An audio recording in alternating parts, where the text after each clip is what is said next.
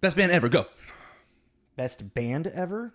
Yeah, like who's the first like in what way? I don't know. When I said that, what popped into your head? That's a big question, man. I mean, then my favorite band comes in, My Chemical Romance, but they're not the best band ever. Like, I mean, arguably, you could say the Beatles is one of the best bands of all times, or Queen, you know, because of their innovation and the way that they like changed like the music industry through that time. I mean, you could start arguing people that are like SoundCloud rappers and how they like opened up a market for a whole new wave of artists to come through. I thought you'd be more fun with that question. No, why would just think about me, man? How long have we known each other? You ask me a specific question like that, I want when do I not break down into the nitty gritty? Sorry, I didn't mean to get so upset about that as well. Yeah, really. Cool. All right, Hugh, who's the best band ever? Oh, I don't know. Fucking lead us in. Actually, I really like Modest Mouse because they're weird. Yeah. But again, they're not the best because I mean he's not the best singer, you know. No, but I mean, it works. But does that matter? Like, does that like your quality of singing like matter for like being the best band? I think in a sense, only because it's like there are artists out there that were really big, like in the aughts. Yeah. And then with this rise of like reality shows where you have like The Voice and that you hear so a lot of people have really great voices. Yeah, and then but also like certain, I don't want to say the name, but I'm thinking of someone specifically. I just don't want to be a dick, but he was really great, and then now you're kind of like, he's kind of generic. Ed Sheeran? That's not who I was thinking of. But yeah, that's fair. Ed Sheeran is he's a wonderful producer and he has a great musical mind. But when it comes down to it, like when it came out, it was really fun. It was really cool. But you look back on it, it's like, it is kind of like just acoustic white guy. Yeah, who has an amazing voice. He has that one song. He was found like Usher, right? No, who? I don't know. I don't know anything about Ed Sheeran. Jamie Foxx, maybe. I just know he has that really sad song. A-Team. Oh, yeah. That Anthony used to sing all the time. She fucking dies in the music video. It's heartbreaking. All right. Anyways, just so you know, we're talking about music today. Anyways, this is Tommy. Oh, yeah. That's why you're doing that. This is Jacob. Yeah, that's why. Wow, that took you a second. This is... Okay. This is Tommy. This is Jacob. This is Tommy and Jacob's mixtape.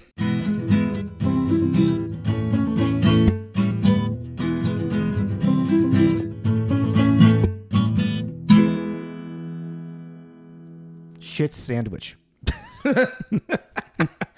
They did not write that. Who wrote that? But this goes to 11. This movie is so quotable, actually. It really is. Like, that's one of my favorite parts about it. Yeah, so for our listeners, if you didn't look at the promo, we are doing This is Spinal Tap. Yeah, we're doing not too long ago we did real bands making real movies. I thought it was real bands fake movies, but no, because that doesn't make sense. Yeah, real bands making movies, whatever. Real bands in having movies. And this is, I guess, fake bands real movies. Fake bands real movies. Yeah. So yeah, this week we are doing This is Spinal Tap, which came out March 2nd, 1984. 1984. And it is kind of recognized as kind of like the jump start, if not I don't think it's the first, but it's definitely the like jump start for the mockumentary type of genre. Yeah, I found out my partner hates this kind of stuff. Oh, really? Yeah, doesn't like mockumentaries like at all. Did she not like The Office either? Oh. But didn't she like Parks and Rec? She likes Parks and Rec. I guess that kind of evolved into its own thing outside of the mockumentary thing. I think like The Office is too dry. That's weird. Humor. I don't even think The Office is dry humor at all. I would say it's dry. But anyways, and she's like, I don't really know why, but she's like, well, that's what she said. She's like, maybe it's because I like documentaries a lot. Yeah. So I don't like the fake documentary. Why are you making fun of my documentaries? Sorry. That's kind of how I felt. But I don't think she actually feels that way. Yeah. No, but it was just interesting. She was like, I just was like, oh, I didn't know you had like an actual opinion about them. You know, like I just didn't know that. Mm-hmm. Yeah. So 1984. When this came out in 84, it wasn't really a big box office hit. It found its cult status through a VHS. I feel like I guess now streaming is kind of the new thing. I was just about to say, I think we like the finding the cult status after its theatrical release type thing. Like, I was gonna say it's not a thing without the VHS, and we knowing like, oh no, that people are just streaming numbers. But yeah. Oh, so for 1984, how many movies did you have? 18. I had 14. There's only 165 on that list too, which is weird. Yeah, but also a lot of them we reviewed. Not a lot, but we had a handful that we reviewed. There was definitely a handful of them. I was like, I don't want to count this because like, it's so like I know like I think I had watched it when I was a kid. Like I have like memories of things, but I don't remember much of it anymore. Oh yeah, like I had to catch myself with like When Harry Met Sally. I've actually never sat through When Harry Met Sally. Oh, I've watched it a couple of times. Yeah. You know, like there's a couple. Oh, it's the same year. Yeah. Huh. So I was just like, oh, interesting. But yeah, like there was Gremlins. There was Never Ending Story. There was Karate Kid, but we didn't do the original, right? We just did the next Karate Kid. Okay, yeah. that's what I was getting confused with. And there was one other one. Yeah, it was just like, oh, we did a lot of 84s back in the day. Strangely, yeah, we have. I didn't know why that happened. I think it's just maybe 1984 just seems to be a good year. A lot of movies. A good year for movies. But yeah, this is Spinal Tap is basically a mockumentary following a ridiculous band on a North American tour. Just so you have a context. An English band. An English band. Yeah, an English band. Just so you have some context. And the whole idea is that like they kind of like design as if the band they kind of have like I feel like it's a weird amount. No, Rolling Stones kind of actually is the best. They had a very Rolling Stones vibe because like even like when they're like talking about like in the 50s when they started in like the black and white, it was like that whole like suit and you know because Rolling Stones started like that as well, like the Beatles as well. I was gonna say they had like. It's so funny though because what you were saying about the music, I know these songs. I just thought it was the Rolling Stones, or you know, what I mean? Like give me some money.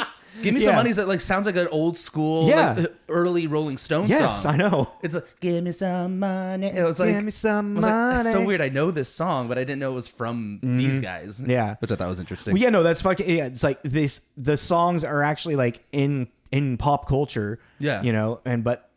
Yeah, and they're good. Well, they're actually pretty good. They're fun. They're fun rock songs. Yeah, you know, like it's interesting. Is like for the longest time, I thought Spinal Tap was a real band because my parents had the album, the Spinal Tap album. Yeah, but this is the thing. They are a real band in a sense. Yeah, because they wrote the music and everything, which I thought was crazy. They wrote them as characters type thing. Yeah, but it's like, well, what makes a band? So then, like, when I was younger and people would talk about this as Spinal Tap, I was like, I don't want to watch a documentary about this band. And then finally, it was like in late high school, and someone was like, Jacob, do you think Spinal Tap's a real band? I'm like, well, there's an album and there's a doc. They're like, no, it's not a documentary, Jacob. And someone had to explain it to me. And I was like, what? And then I watched it and I was like, this is fucking brilliant. It's funny too with these guys. I kept being like, this is how do I put it? A drier Wayne's World. Because the SNL I see where you're at. Alumni kind of thing. Well, Ed McKean's the only one. Well, they both were on SNL. Rob Reiner? No, not Rob Reiner. Who else was on SNL? What's his name? Harry Shearer, Christopher Guest.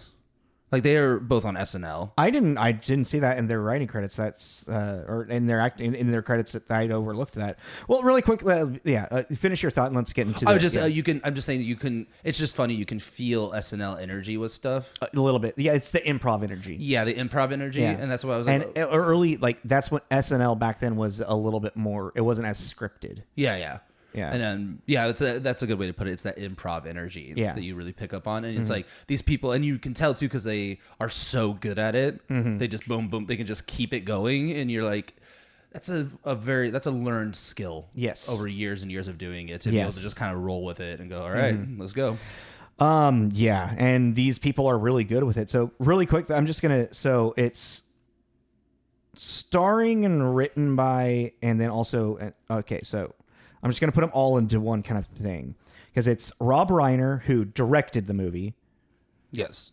But he's also the director of the mockumentary. So he's also starring in it and credited as one of the writers, and then starring and credited as writers as well. Michael McKean, Christopher Guest, and Harry Shearer. And this movie, it's pretty much them for like, well, Rob Reiner wanted to credit the entire cast. Yeah, but the writing guild wouldn't let him. Wouldn't let them do that because this movie literally, they tried to write a script and they realized that it just wasn't going to work. So it's all improv. It's literally all improv. They have like a premise of like, we know like, you're gonna go on stage plot and this points, won't work, you know. Yeah, like that like well, point A to point B to point C. We need to like have this arc in the scene. Yeah. So we need to have you guys like hit these beats type thing, but no actual dialogue is like written for them. Yeah, which is cool. Super impressive. When I was reading too that a lot of the shots are just one take because they wanted to keep the natural kind of reaction to stuff. Well, and even like they hired like an actual like documentarian cinematographer. Yeah, who didn't really get what they were doing. Yeah, he was like, sure, yeah, I like guess so. We can do that, I guess. Which I thought was funny. He's like, are we making a movie, a documentary? Like, what are we making? I like it. Well, I just like that he agreed to it without really understanding what it was. Well, I think like with let's actually kind of go down the list of people here. So like Rob Reiner, by this time in the 80s, he's had a good amount of like television and film experience. Like he was one of the main characters on All in the Family, the sitcom. Mm-hmm. He was the daughter's husband, or is he the son? He's one of the younger people, so he has like this. I mean, this is the first movie that he really kind of directed, but he has like knowledge. So like, there's like, he has like enough of a name where people can like trust him for stuff, you know? Well, it's funny too. One of his first credits is the Adam West Batman. Yeah. But as delivery boy. Mm-hmm. So he's been in the business forever. He's pretty old. And then directing wise, he's brought us wonderful movies like Stand By Me, The Princess Bride, When Harry Met Sally. Like, Few Good Men, mm-hmm. Bucket List. Yeah, I was looking at his list and I was like, oh, I'm actually a really big fan of this director. I just didn't know. Yeah. Like Bucket List, I love that movie. That's why when I said like, oh, I'm really excited for us to do Rob Reiner. Yeah. Because he's been very influential in the film. Like it's like all of his movies, like most of his movies, I should say, it's easy, it's digestible, you know? Yeah, and I like his sense of humor because even like Princess Bride is like pretty dry, like in a lot of ways. It's almost got like a Mel Brooks feel to it sometimes, but like, it's not like over the top. Well, it's funny you say Mel Brooks, and immediately I go to the wedding scene. Yeah. Do you take Buttercup to be your lovely wedded wife? Marriage. Oh, marriage. Very Mel Brooks feel to it. That's my very first thought when you said that. Mm-hmm. Marriage. And even like When Harry Met Sally, I think you should watch When Harry Met Sally when you got a chance. I'm pretty sure Fallon would love to watch it if she hasn't. She probably has, I would assume. Meg Ryan, you know. Well, it's kind of like he has a kind of an interesting, because you go like Stand By Me, okay. Princess Bride, okay. Harry Met Sally, okay. Princess Bride and When Harry Met Sally make sense together. Yeah. Because those are more lighthearted. Stand By Me is kind of the one that stands out because it's Stephen King novel, but it's also like it's very much a coming of age story. Like I don't know, it's more dramatic, you know. Where like Princess Bride and When Harry Met Sally, those are one's a rom-com, one's a fantasy adventure, you know. And then he fucking does this is Spinal Tap. Yeah. You know, it's like the guy's all over the place. He's A Few Good Men. He is truly, I would say, like when it comes to he's a film artist. Which one is A Few Good Men? You can't handle the truth. Okay. Yeah. I always get like that and We Were Soldiers and all that kind of stuff really mixed up for some reason. Just A Few Good Men is a courtroom drama, and everything else is a like actual like war. a war movie. Yeah. Okay. So yeah, let's go into Michael McKean, who I personally recognize most from Airheads and X-Files. He's a reoccurring character in X-Files. A very funny reoccurring character in X-Files, actually. It's so funny. I didn't recognize him as David. Oh, for how young he is as well. Well, how young he is, and the hair and the accent. Like, yeah, I was because like, he's also none of these people are British. Yeah, or English. They did pretty, and they good. do a really good English like accent. Actually, convinced me. It's also because they get a little slur in it as well. Yeah, like because they're all fucked up. Yeah. It was funny too. He was in Planes, Trains, and Automobiles. Yeah, I can't remember which character he's though. a cop that pulls him over. That's right. Yeah. One of my favorite scenes in the movie. Need a fucking car with fucking wheels. What the fuck? He's Mr. Green in Clue, and he was on SNL for a number of years. I didn't see Christopher Guest or Harry Shearer as that, but he was only on. I feel like he did SNL after this movie, though. Or maybe it was right around. Yeah. He's in Good Omens, but I don't remember who he is in Good Omens. I don't know what that is. Well, you should watch it. Is it a movie? It's a show, an Amazon show. Oh. I think it's Amazon. I don't remember. But it's Michael Sheen, British one, Sheen. Michael Sheen from Underworld, Yeah. the werewolf, and one of the Doctor Who's Tenet? Tenet. Tenet plays a demon. Oh, it's that show. Yeah, I know which one you're they're talking trying about. to stop the apocalypse. Yeah, from yeah, They're fucking with the angels fucking with heaven. The demons fucking with hell to stop it. Yeah. Yeah. Let's go next to Nigel is played by Christopher Guest, who I mean he's in Best in Show. I really there wasn't a lot of things that He's one of those faces I really recognize, but I couldn't pinpoint why. I felt that more with Harry Shearer, Derek Smalls. I didn't feel that. Well, but he's also Christopher Guest is in Princess Bride. I'm trying to remember who's Count something, but It's probably just a really small role. yeah, Quick roll. But yeah, then Harry Shearer, who's Mr. Burns in Simpsons. I was blanking. Mr. Burns is Homer's boss. Oh, excellent. Yeah, that guy. yeah. Oh, okay. But Harry Shearer. He's the voice of Ned Flanders. And Mr. Burns. I didn't see Mr. Burns. That's interesting. I I saw Ned Flanders. Ned Flanders was the first one. I was like, highly hail there, neighbor. But what's really interesting is Michael McKean, Christopher Guest, and Harry Shearer. They're all kind of in a improv troupe together, improv like minds, because they also started doing other mockumentary stuff. They have another one in 2002 that I think would be fun to watch. Rufo brought it up. What is it? It's A Mighty Wind. Oh, you never seen A Mighty Wind? No. A Mighty Wind's awesome. It's them. Yeah, no, it's I know I saw that, but I didn't think to bring it up because I thought I'm kind of surprised you never seen Mighty Wind. Yeah, I've never seen it. It's really funny. It's just they. We have the DVD upstairs if you want. Oh, to no take it. shit. Yeah, you want to grab it? Maybe, yeah. Okay. Yeah, you should definitely watch A Mighty Wind. It's good. It's funny. So, and I think Rob Reiner directed that as well. I think he did. Yeah. Yeah, I think he did.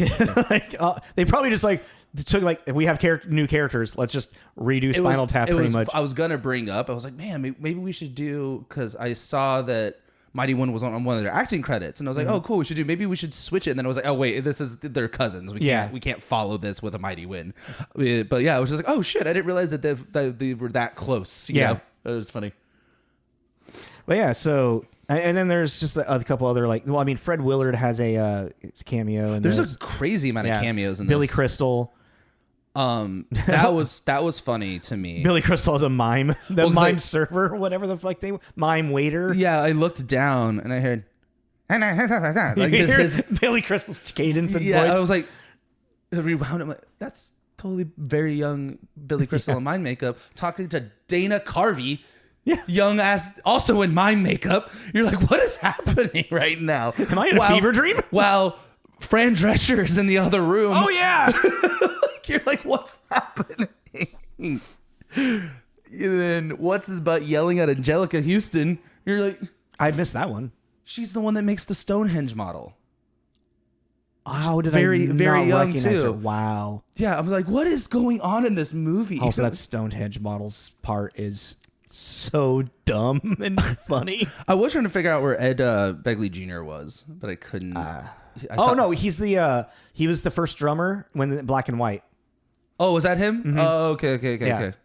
Yeah, yeah, that's such a quick scene. I was watching it too. Also, just the drummers are just the joke as well. Well, because I also watched this twice. Oh, you did? Mm-hmm. I didn't get it. First time? Mm-hmm. Second time you got a little more, yeah. Okay. I was like, okay, this is one of those you kind of have to watch it to guess.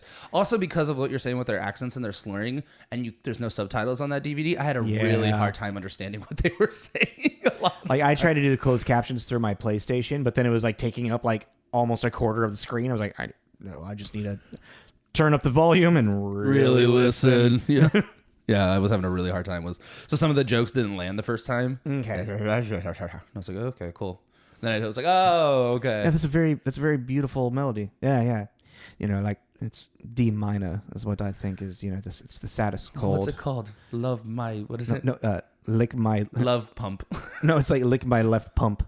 I think it's lick my love pump. Oh, is that what he said? Yeah. I think he's talking about. Yeah. Yeah, fellatio. It's like this beautiful sad song, just beautiful. Lick my love pump. Lick my love pump. No, what else also I thought was kind of funny with the accent and everything? Christopher Guest, I was like, you could have been Pippin. Yeah. I didn't really realize He was cast in the 80s. Yeah, like they actually look really similar, and it might have been because of the accent was making me realize that. But I was like, you kind of do look like Pippin.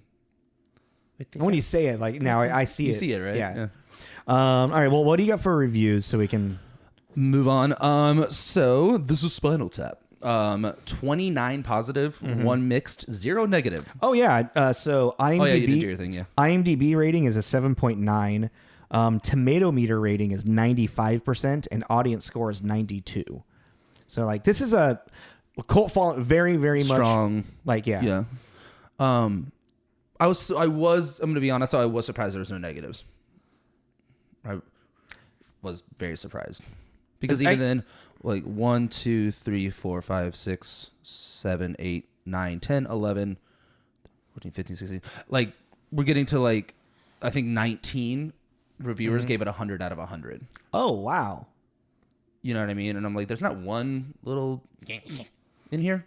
I'm like, so I was just surprised. It's kind of a hard movie to to really like what bad can you say about it? Especially from 1984 standpoint. But you got to think about their lens then as well. Yeah, but it's also like for what it is, it's so very aware of what it is and wears it on its sleeve that anything you say about it, you're like, yeah, that's kind of the point. Exactly. You know what I mean? Yeah. Like if you were to like rip it apart, you'd be like, you're missing the point of what this movie is. Exactly. Yeah. So for our positive 100 out of 100, Michael Rothman at Consequence. This is Spinal Tap is hilarious to everyone who's not a musician because for its ridiculous and perverse as Rob Reiner's heavy metal mockumentary gets, the slim 82-minute comedy gnaws at more truths than any other rock and roll biopic ever pulled to celluloid. God damn. Ha. That's pretty funny. Yeah, and it's pretty accurate too. And I do like pointing out. Did he say like non-musician people find it funny? Hilarious to everyone who's not a musician. It's because like a lot of musicians love this movie. Every musician that I've talked to. Yeah, no, I took it as like maybe as like Michael's not a musician, so like. But it also, you don't have to be a musician to get the humor. It transcends out of just being funny for musicians. Exactly. Yeah, I think that's what they meant by that. Because it's like. I mean, I'm not a musician, but I have, musical knowledge. And there are, like what you were just saying, like, the D, I think it's the saddest note. Lick my love pump. You know, it's just like, I like the it transcends thing. And then the one mixed, which was a 50 out of 100. This is going to be rough. Okay. Because I read it and I don't get it. Really, so you might want to help me. 50 out of 100. The Village Voice, Jessica Winter, begs the question: did the lads from Squatney trail the zeitgeist at every turn, or were co-band leaders David and Nigel simply in touch with their past and ahead of their time? I had no idea what that meant. It feels like it's a snippet taken out of like the middle of a sentence that needs a lot more information. Click the link and it doesn't do anything. Because what is Squatney? I don't know what Squatney is, but zeitgeist is kind of like the large of it all. I think what she's talking about is what the true nature of the actual like narrative story in this is the struggle between David and Nigel. Yeah, and that was something that's a good point because I think when I first watched it, it was there was no story. There's the Japanese tour, and then it ends, and I out loud went, "What?" I'm like, "What? What do we do?" What did we do for the last hour and 20 minutes? Which I also want to give it credit for it being a short. It's the perfect amount of time. It really is. It's an hour and 22 minutes, and it's done and it's over. But yeah, the first time I watched it, I was like, "What the fuck did I just do?" But were you angry, kind of like with Magic Mike, or just confused? Like Magic Mike, I was infuriated. I was just confused. Yeah. Because then it also goes into like the outtakes. Yeah. And so the movie kind of continues for a little bit. But if you watch it, it doesn't. There really is there's no like true catharsis or like happy ending. I mean, I guess the happy ending is they get the Japan tour. Because their album hits big in Japan. Yeah. But and that's the thing is like, what is the arc? Like I was like trying to really think about this, and I wrote it down. Is like what is the true arc and like story of this movie? It's the band's already at like a decline. Yeah. You know, so you're seeing who these like they were the biggest like they're essentially were one of the biggest like rock bands in England and a little bit around the world. They're trying to do their North American tour, and they're realizing like reality's hitting the face that they're not as big as they used to be. Mm-hmm. And so tensions start to like, you know, work within that. They start having like a band midlife crisis. Yeah, exactly. Yeah. And then you input the girlfriend, the young girlfriend of David's girlfriend, who then is helping the band, you know, and takes over the management responsibility because their manager is just done dealing with these fucking idiots, 40-year-old babies, pretty much. I think that's also something too. The first time I watched it, I was like, "There's not one likable character." Yeah. In this entire thing, and that's irritating. It's interesting, is like after I finished it, I was like, you know, it has like very dry British type of humor, but it's not. None of the creators are British. Yeah. It's fucking weird. It's a Monty Python kind of feel. You know? I think. Well, I guess Monty Python's a little more ridiculous. They're more farcical. Yeah, this is more grounded. Yeah. You know, biggest. You know, like there's no jokes like that in this. Yeah, you know, that's a very But it does have this like very light Monty Python, Mel Brooks kind of DNA in the style of humor. But it like since they like it's about taking everything serious, you know, as opposed to like, oh, this is goofy and funny. It's like, no, we're a serious band. Yeah. Well, because because even like when he's showing off Nigel's showing off the guitars, and he like listen to it. Yeah. And he's like, I don't hear anything. He's like, but if it was playing, it would sound really great. You know, you're like, this guy's a moron. Don't touch that. Don't touch it. No, stop. Don't even look at it. Don't look at it. I'm just pointing at it. Don't point at it. Like, it's really stupid. And you see, we want the extra oomph. You know, we asked them to, you know, because we're about being loud, so we asked for them to put, you know, instead of 10, go to 11. Yeah, and he's like, well, why don't you just make 10 louder? Well, these go to 11. I do like when they're at the. I just find it funny that when they're at the like, the pre-tour party, they each have a cold sore. Yes, but on opposite. Yeah, that was really funny. Right? It was like such an unnecessary thing to do, but they're like, it's like, what if we gave them cold sores? Yeah, because they're dirty British rockers. Yeah, they're who knows what they're passing around. Yeah. They're whoring around North America.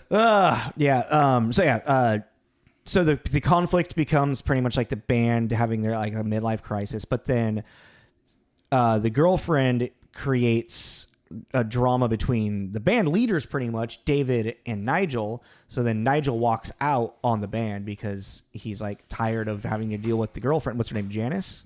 Something, yeah. Janice or something like that. I forgot to write her down. Yeah, so did I. And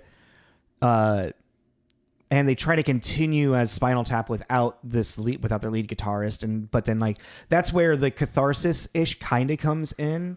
Is that this album they're doing this North American tour for their new album because to like, you know, promote it type thing, but they're just Janine, thank you.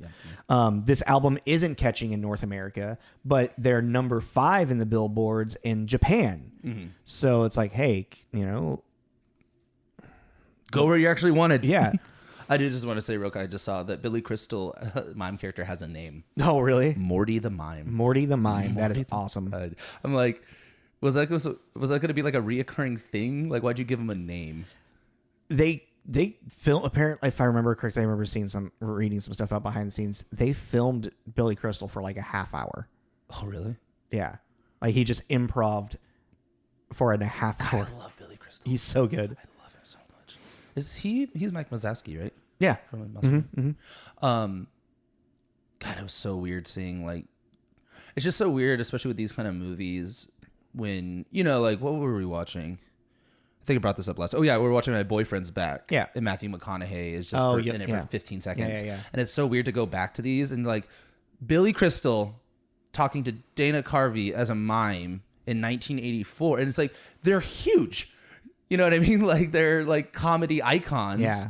And you're just kind of like, this is where they started. Yeah. Or it's at the beginning of their career. Yeah, it's early, Yeah. and it's just, you're like, oh my God, yeah, like it's Billy fucking Crystal. He was huge for years, I mean, he doesn't really do anything. He hasn't really done anything in a while, but I mean. Not really. I mean, after, like, he did, like, a huge stint of, like, hosting the Oscars for, like, 4 or 5 years in a row or something. And, and just kind of, like, and I think it's, it's like, yeah, I've done a lot, now he just, wants to. I did have a question. I was doing notes for you.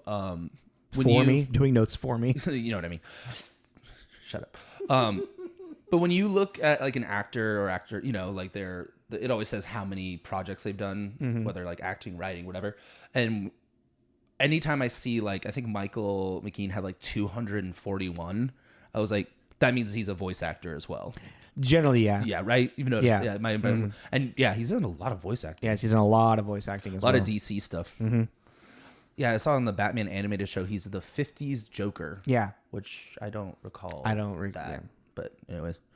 But yeah, so the most interesting thing of this entire movie is the fact that it is improv. That's something interesting too. So I watched it the first time, didn't get it. Watched it the second time, and I was just like, okay, like I got it more. I finally kind of get what the loose conflict's supposed to be, and I'm now seeing they're kind of going through these growing pains, of a band, yada yada yada. But then when I started doing the actual research about the movie, because I've now been smarter and I switched and I watched the movie and then I do the research so I don't spoil the freaking ending like I do to myself all the time. Yeah, once I started reading about how this was actually made, I had a lot more respect. Gained a lot of respect for it too. Yeah. And now I want to watch it a third time with the notion that it is all improv because I want to watch reactions more. See if there's like anybody, like if they like recorded like someone breaking or just like someone like taken aback, like oh shit, how am I going to respond to that? Yeah, you know what I mean. Like it would be fun to watch it now that I have this knowledge. I feel like the hair is going to be hiding a lot of that. Yeah, that's true. Yeah, that's very true. But it's like as this it's also like for like the arc of it as well is everything builds like again like everything needs to build on itself. So like the first kind of like you see them performing at the beginning and like everything's kind of fine. Also the ongoing joke of them replacing drummers, which the like cursed. The drummer position's cursed. Well, I mean, yeah, I guess that's an actual like joke inside of like the band and music band community because like so many like popular bands have lost drummers. Keith Moon from Led Zeppelin. There's a list like going like on it. Like, but is it specifically drummers? Yeah, really? Yes. Oh, I see. So that's a joke for the musicians. Yes. Yeah, I didn't know that. Yeah, I didn't know that there was like. A drummer curse. That's a really weird thing. Is like a lot of bands just like, and also a kind of a joke as well is that drummers are quote unquote one of the easiest to replace, even though they're not. That's rude. No, they're not. They're definitely not like especially like drummers can like they'll like give a specific like print on like your music, the style that they play. Well, yeah, because it's like drumming and bass is at the end. It's the heartbeat of the music. Yeah. You know what I mean? It's what gives you. But if you have like if you're a full band that's together like that, the Beatles, like Ringo Starr has a very iconic way to play drums. Elton John, he kind of creates everything and then just hires a person to play the drums. Like the musical imprint is Elton John's fingerprint of like piano and what he does. Kind of like David Bowie and like later David Bowie. Well, I thought it was funny too, and he was like I don't care about Nigel. Like we've had 37 people in this band. And I immediately went to Queens of the Stone Age because everybody's been fucking Queens of the Stone Age at some point. Well, there's actually a lot of like bands from the 80s that talked about like the one specifically. They were like, "Oh my God, this is about us!" Like, holy shit.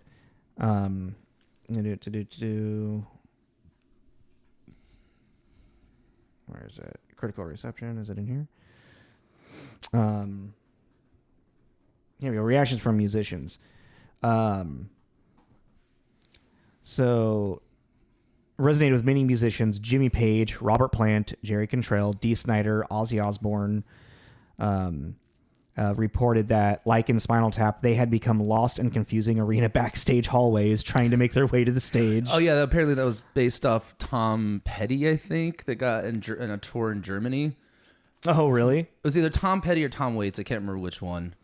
But yeah, apparently that there's some story, and they were wandering around, got lost, and then ended up in a inside tennis court trying to find the stage. Just like wandering around the hallways. Hair metal band Dokken, George Lynch from Dokken saw the film, and he's like, he exclaimed, "That's us! How'd they make a movie about us?"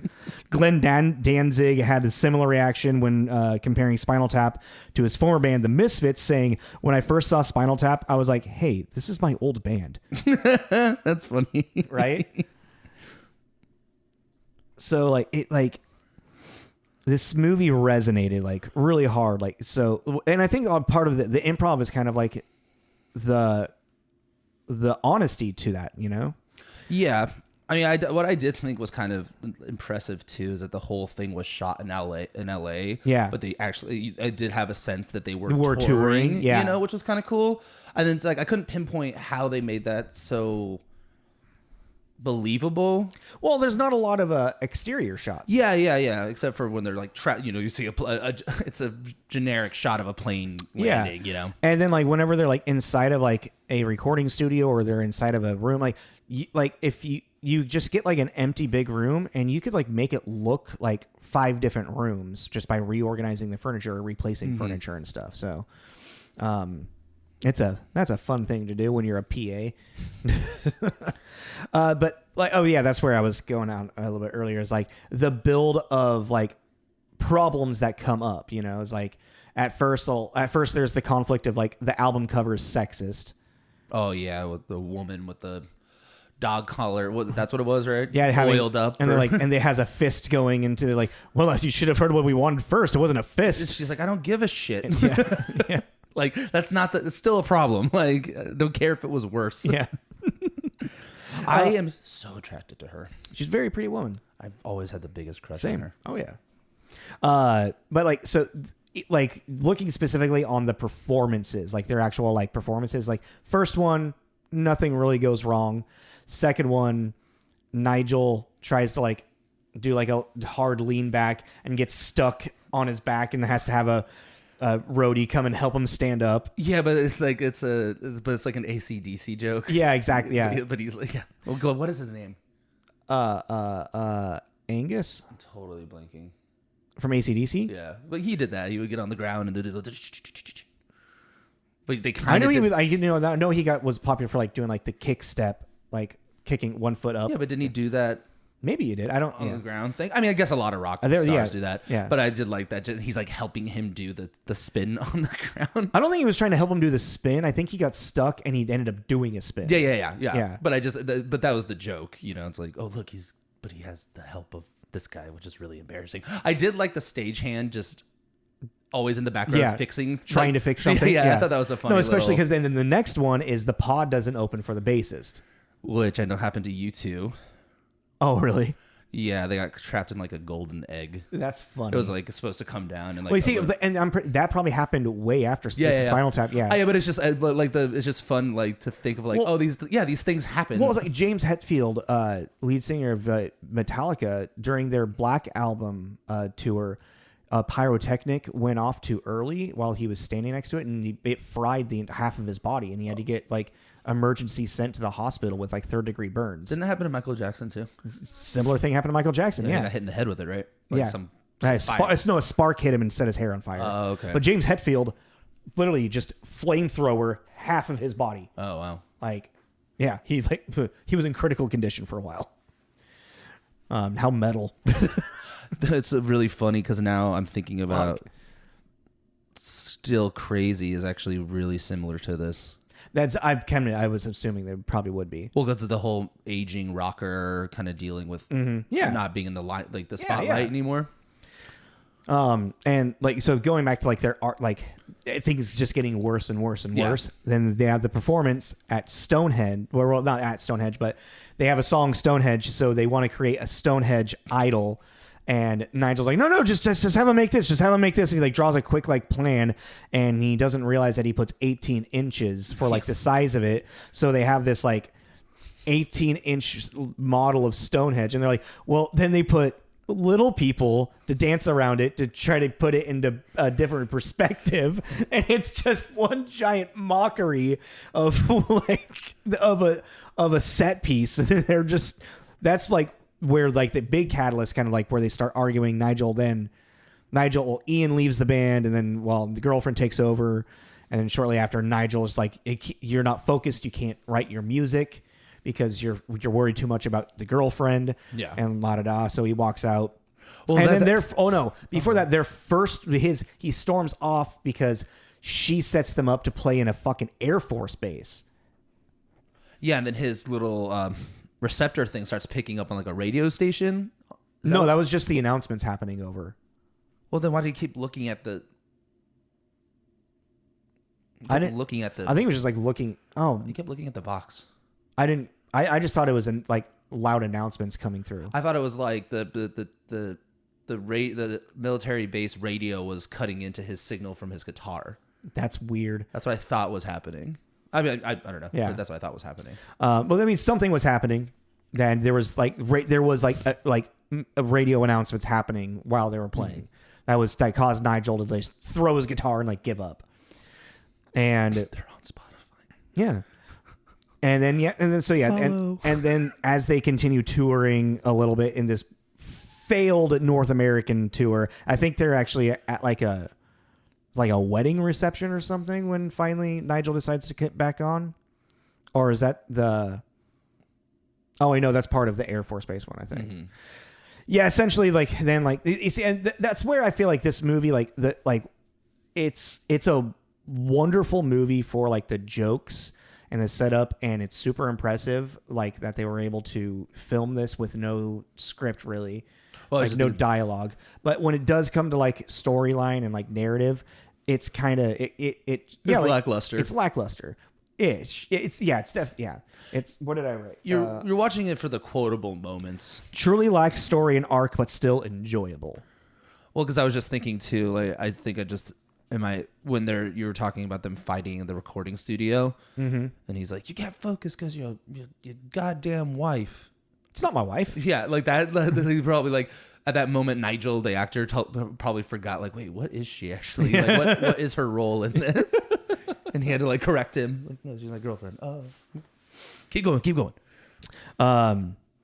So yeah, that's kind of like, it's just like, it's story. Like, it also, like, how do you feel like it aged? I guess this is now almost 40 years old. It's 39 years old.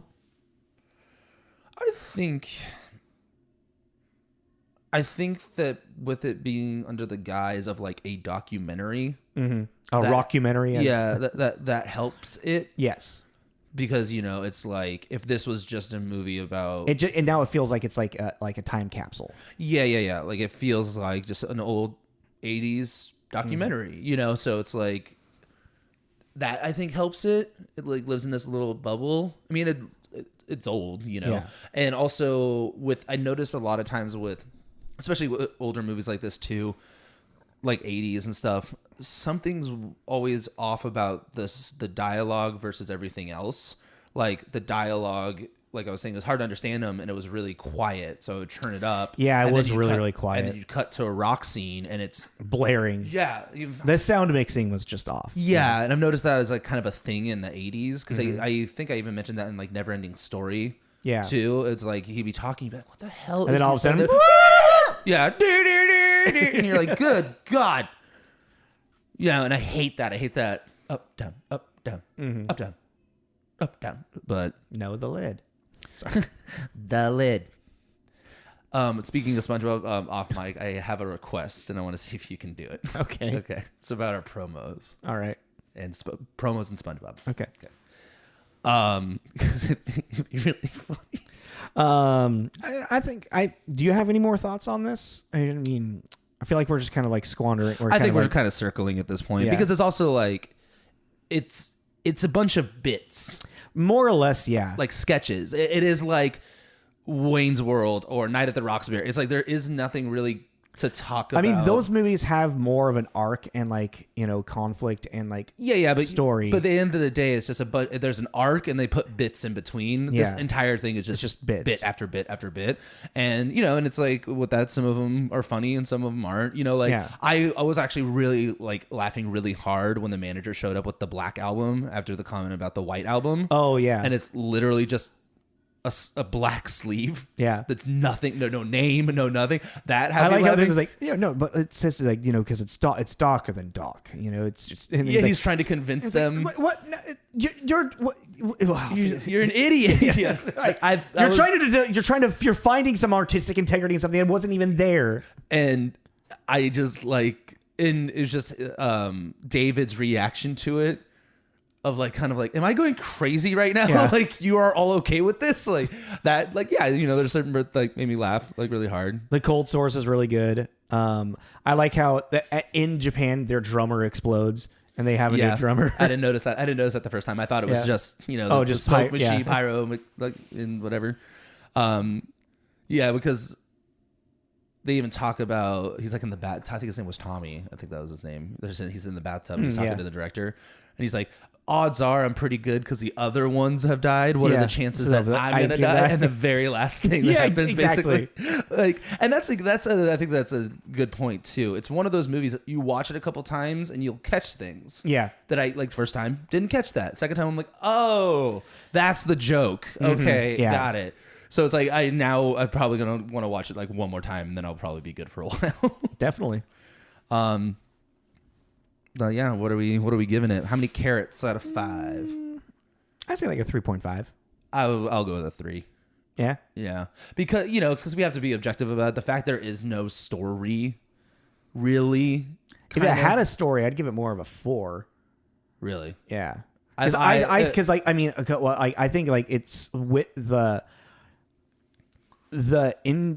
creativeness of we're filming a documentary that's of a fake band with like an actual cinematographer from a documentary. Is it a fake band? They're a fake band. They're characters created by people. Yeah, so Kiss. Is Death Clock a real band?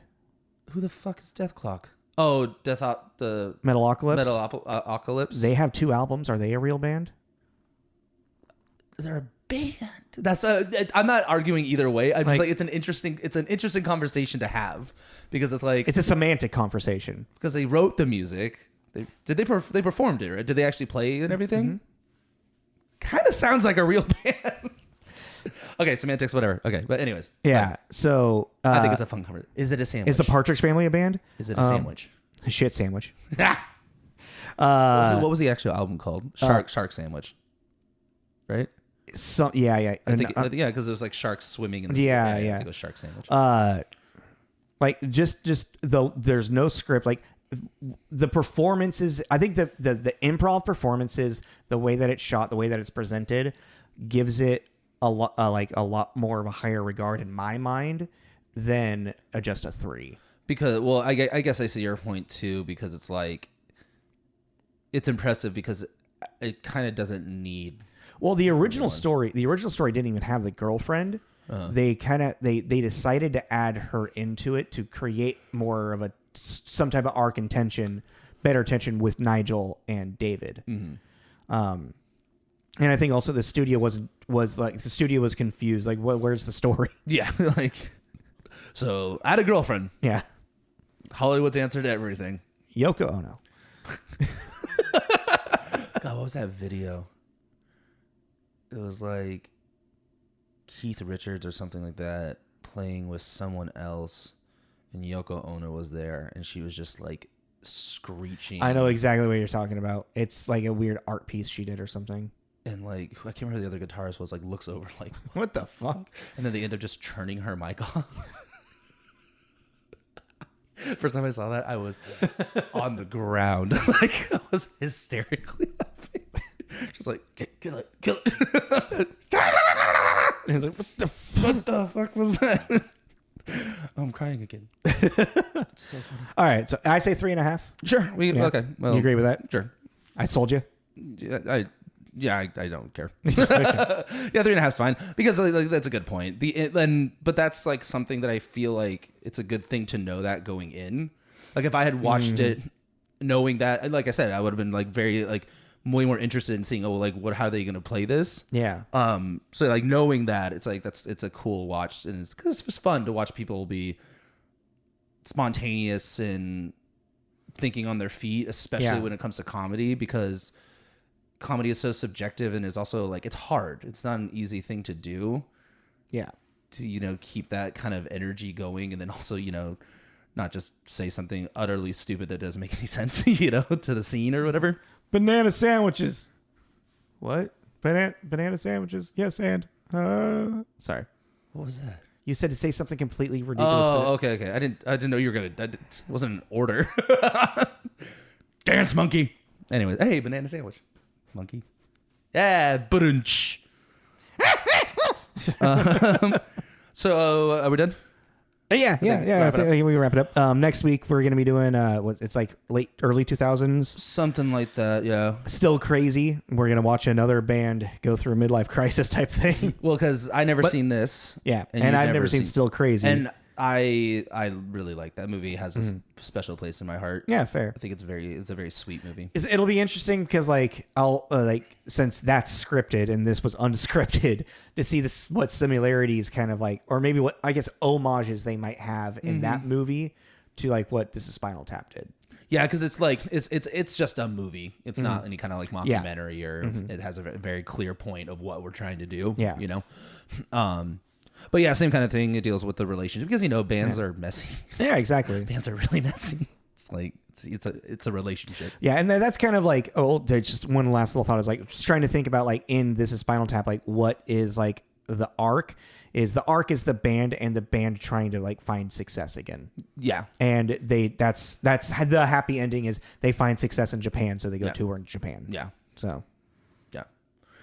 Oh, cool. Yeah, so Still Crazy next week. And we don't know what we're doing after that. We need we'll either talk about that today or next week. I had an idea. Cool. Yeah. Well, let's talk about it. All right. So subscribe, follow us on Instagram. Please review us. That'll help with the algorithm. Tell your friends about us. Again, self-produced. So any kind of feedback is helpful and what we can do better and what you like and don't like. And tell me what you like. And that is all. How do you like it? Please, I feel like you're looking at me, and I don't. I'm looking at the camera. Oh, that's worse. Leave them alone. Tell me what you like. All right, this is Tommy. This is Jacob. This is Tommy and Jacob's mixtape. Ending this now.